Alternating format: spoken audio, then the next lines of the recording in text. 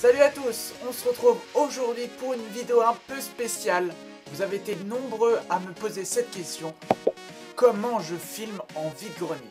Parce que je sais que pas mal d'entre vous essayent de faire des comptes rendus vide-grenier live sur leur chaîne, mais souvent la qualité n'est pas au rendez-vous ou alors vous vous faites gauler par les exposants. Je vais vous donner ma solution, celle que j'utilise toutes les semaines. On voit ça tout de suite.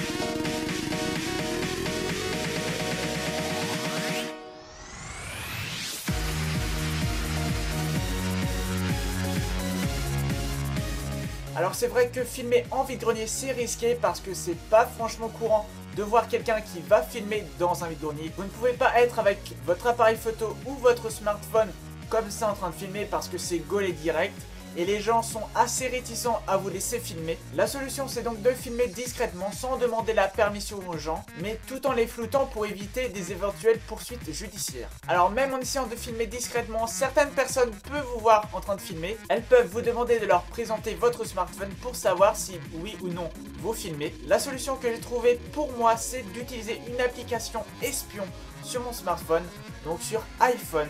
L'application que j'utilise s'appelle 007 Vidicon. Je vous mets l'icône de cette application juste ici. C'est une application qui est assez chère, elle coûte 10 € sur l'App Store, mais j'ai pu l'avoir gratuitement lors d'offres promotionnelles. Je ne sais pas du tout si elle vaut ces 10 €, mais en tout cas, l'avoir gratuitement, c'est un bonheur. C'est une application qui marche très bien, je vous mets des copies d'écran juste ici. Vous avez plusieurs modes disponibles, dont un mode web ou encore un mode écran noir, c'est celui que j'utilise. Une fois le mode écran noir activé, vous n'avez qu'à swiper, donc toucher du haut vers le bas votre écran. Un petit voyant rouge clignotera sur votre écran et vous montrera que vous êtes en train de filmer. Que vous teniez votre iPhone à l'horizontale ou à la verticale, toutes les vidéos seront à la verticale. Il faudra donc, durant le montage, les tourner de façon à ce que vous ayez une image horizontale. Mais vous allez me dire, c'est un peu bizarre de se trimballer un iPhone à la main alors que des fois il caille et qu'on serait mieux les mains dans les poches. Et vous aurez totalement raison, c'est pour ça que moi j'utilise une petite technique qui me sert pas mal. Je prends un de mes achats, alors que ce soit DVD, Blu-ray, jeux vidéo ou autre, peu importe. Je n'ai qu'à prendre un de mes achats en collant l'écran de l'iPhone à la surface de mon achat. Donc la caméra arrière est toujours visible, mais personne ne peut remarquer que vous filmez étant donné que l'écran n'est pas visible. Il ne vous reste donc qu'à vous balader comme ça dans les allées du vide-grenier ou même des magasins cash, de tout ce que vous voulez, pour filmer discrètement. C'est une technique qui marche vraiment très bien. Par contre, le seul souci c'est que vous oubliez que vous filmez. Ça m'arrive de couper certains passages au montage parce que l'écran bouge vraiment trop.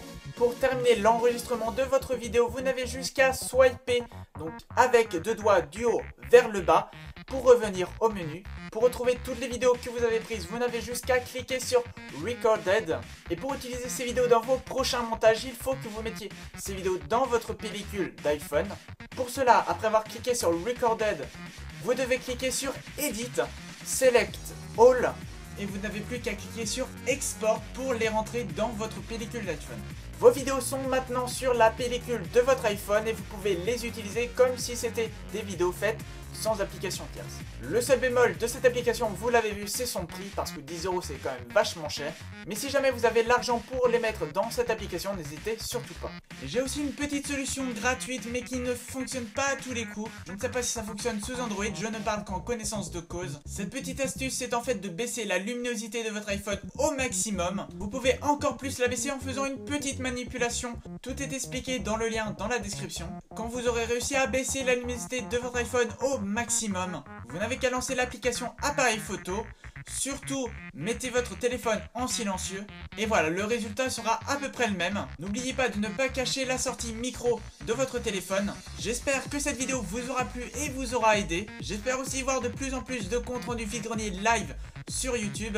N'hésitez pas à me poser toutes vos questions dans les commentaires. N'hésitez pas non plus à me dire si cette solution a marché pour vous. N'hésitez pas non plus à mettre un petit like pour m'encourager. N'hésitez pas non plus à partager cette vidéo sur tous les réseaux sociaux possibles pour aider vos proches, vos amis ou des connaissances qui essayent de faire des comptes rendus vide-grenier live.